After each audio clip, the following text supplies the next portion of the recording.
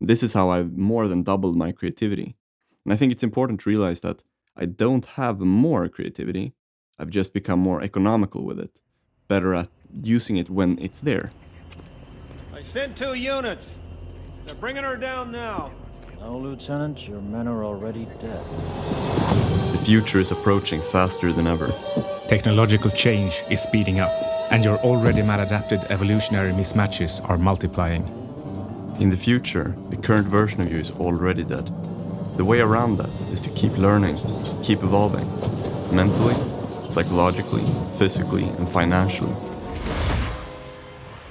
Future Skills is the podcast devoted to making you future-proof. Here are your hosts, Syding and Ludvig Sunstrom. Hey again, Mikael.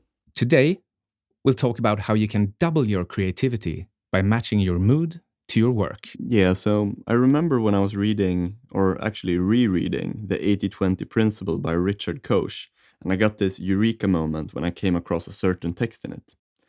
And I don't remember the exact quote, but it went something like this. If you think back on the past, maybe there were certain moments when you were exceptionally productive or had more ideas than usual. It went something like that. And when I read this, I started thinking about it, and it's definitely true for me. There are certain periods, or at least days, where I have many, many more ideas than I do other days. And I started thinking about this, if I could maybe find some pattern for doing it. And I thought about it some more, and I couldn't really find a pattern, but I knew that it was true. It's very lopsided for me. Some days, on good days, I can have more than 10 ideas. I think this is something I'm very impressed of regarding how you work, because my whole life I've always just felt swamped by my work. I've never had the slack or the opportunity to actually feel that today I'm more creative or have more ideas or even thought about recording those ideas anywhere. Yeah, it's the boon of the internet generation. But yeah, on some days, on really good days, maybe I can have 10 ideas or more. On a normal day, maybe I will have 1 or 3 ideas. Like, I'm always writing a little bit. I'm always recording ideas and things when I have them. But I probably won't get more than 1 or 3 in a normal day. Whereas on a bad day, I'll probably not have a single one, even if I really try. Yeah, so mostly like my average day. But nowadays are actually different. Since I started keeping a commonplace, I just keep recording ideas upon ideas. Now the problem is to actually take care of them and make something of it. But I think that's where today's principle comes in, of matching your mood to your work. So on my good days, that's when I should go into my commonplace note for ideas and expand on what I already have there.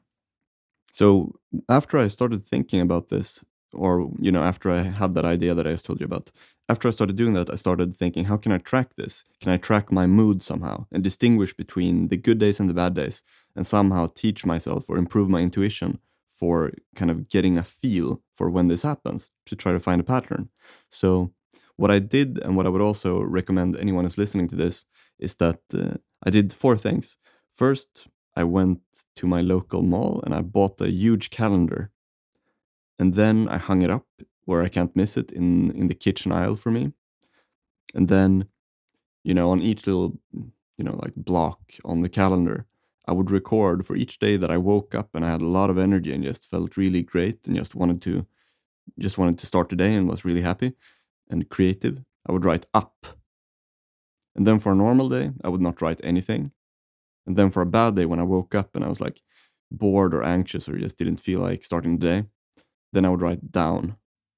I think key here is to make this a very, very quick and intuitive process.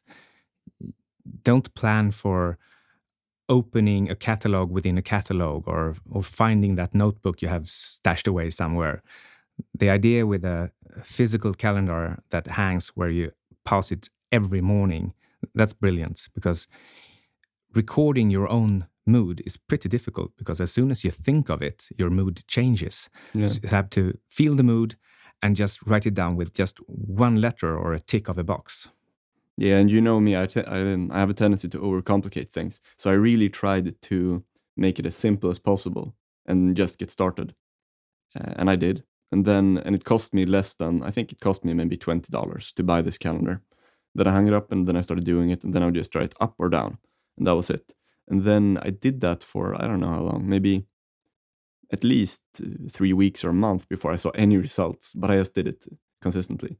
And then after doing that for that time, I eventually started to, I couldn't see a very clear pattern that I could formulate into a rule of thumb. Like I couldn't say, oh, for every 3 days this happens.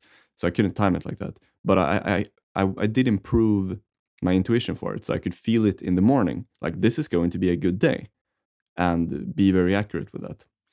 I actually tried gauging my physical alertness for a while. I got this idea somewhere that you could measure how many taps with your index finger you could do on the table within a minute. You counted those and you recorded how many taps you could produce in a minute. And the faster you were, the stronger your central nervous system was for that day. And you could use that in the gym, maybe for trying on a personal best. This didn't really work out for me. Okay, but you read it somewhere and tried it, or? Yeah, it was too complicated, took too long, and there was a trend in me simply getting better at tapping my finger rather than producing a relevant and measurable variation over the days. So it wasn't like a transferable skill. No. Okay. Yeah, so what I learned from doing this thing was that I realized that I can't force myself to be much more creative on a bad day. So as soon as I have a bad day and I identify it, and I've become much better at doing that, I'll just take it easy, relax, read, or hang out with friends, or go to the gym. Just maintenance stuff, like keeping on, instead of trying to work on something important or trying to be creative.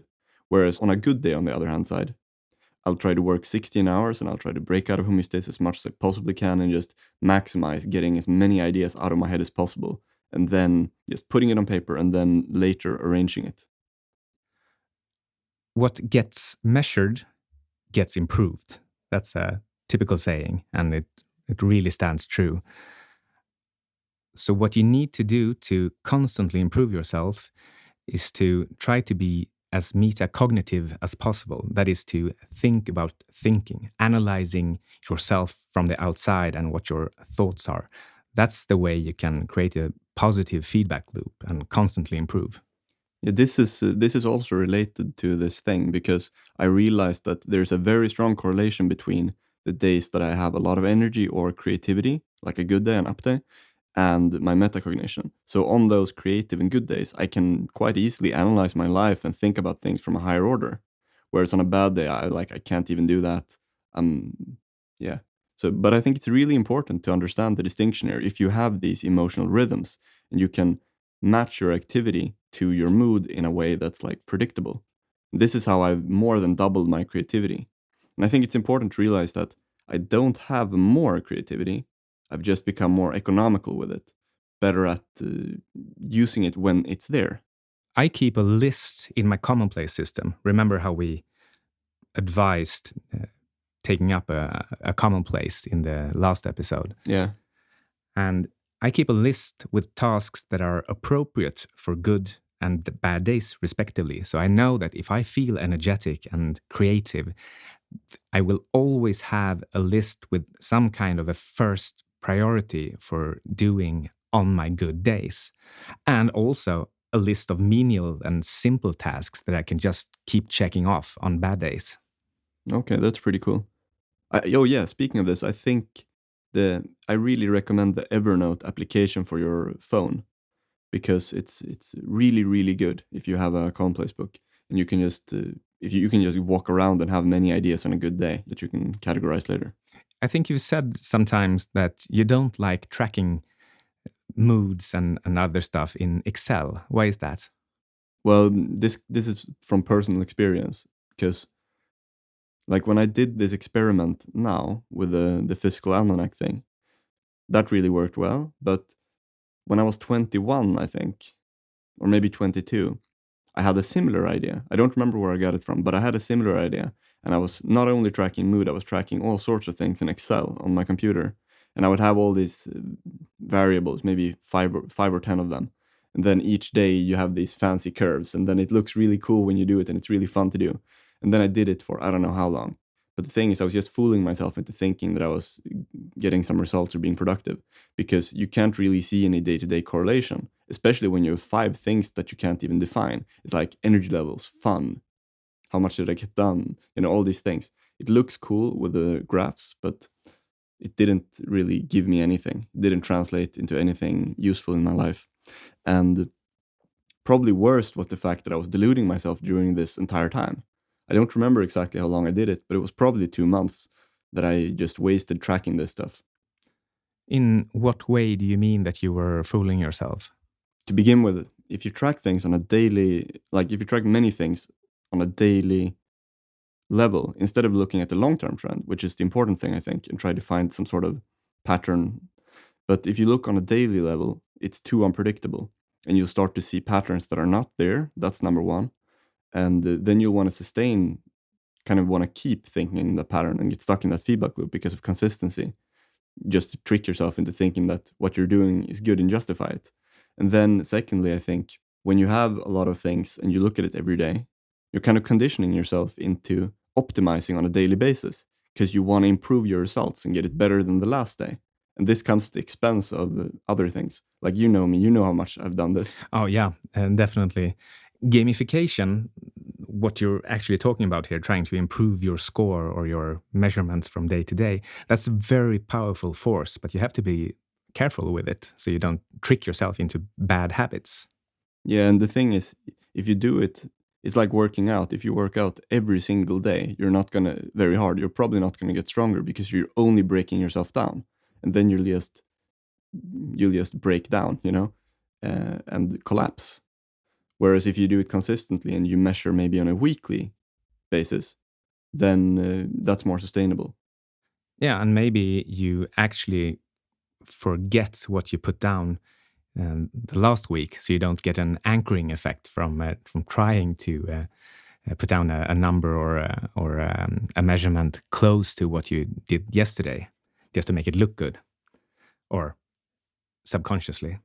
Anyway, how is this up and down recording working out for you? How long did you do it? I'm still doing it actually because it's almost effortless. But so I've done it for maybe 3 or 4 months. But I would say that I got the effect and learned most of it in 3 to 4 weeks.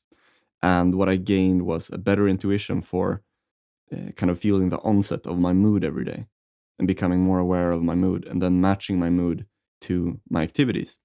And the biggest takeaway is that I've become more than twice creative because I'm not even going to work on creative stuff on a bad day. Whereas on a good day, I'll just work on creative stuff all day long.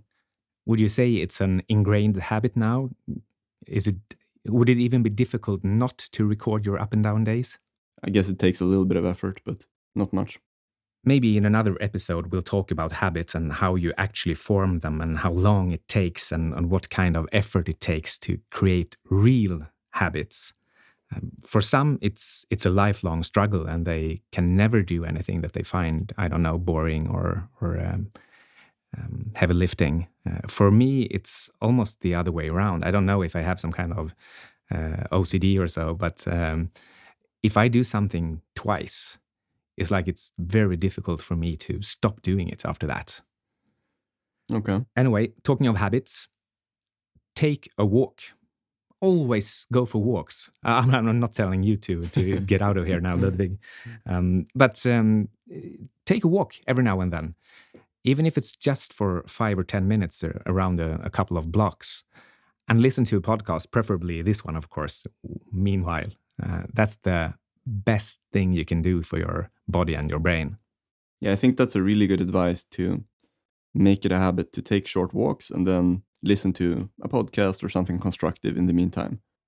And now, if we were going to summarize this episode, maybe we should even put this in the beginning of the episode because it's like a disclaimer. And the disclaimer is this: the results from doing this is not guaranteed because everyone has different emotional rhythms. And some people have a bigger variance in their moods than other people do. Some people have a very steady mood. but most people do have some sort of variance. And if you take some extremes, like people with ADHD or people who are manic depressives, they're a good example because they are very uneven in their moods. And if you have ADHD or if you're manic depressive or if you have pretty big mood swings, then this method that we've talked about in this episode, namely to buy an almanac and record up and down days, this can make a huge difference for you then. And it's of course easier if you have a very free line of work, maybe you're a consultant or work from home. But if you do have an ordinary employment with bosses and clients and things like that, then try to use your good days to truly excel and work ahead. And on your bad days, you can simply remind yourself that things will get better and power through as best you can.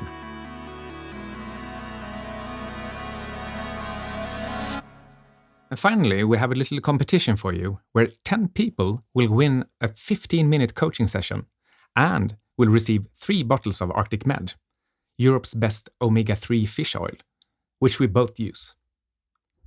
The coaching will be done by Skype, and you get to pick our brains on any topic of your choosing.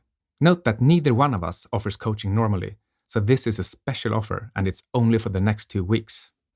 To qualify, here's what you need to do. 1. Leave an iTunes review of Future Skills. 2. Take a screenshot of your review. 3. Then email it to admin@futureskillspodcast.com. Yeah, and we will repeat this again in the description, so you can just see the spelling of the email address there. By 1st of April, we will randomly select 10 winners, and then we'll let you know by email.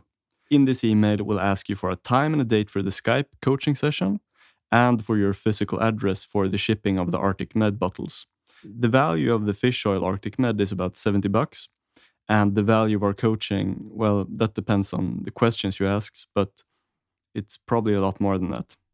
And yeah, like I said, you can see a text in the description for instructions for how to do this with the 3 steps: how to leave a review, send a screenshot, and email us. Okay, thanks for listening and see you soon.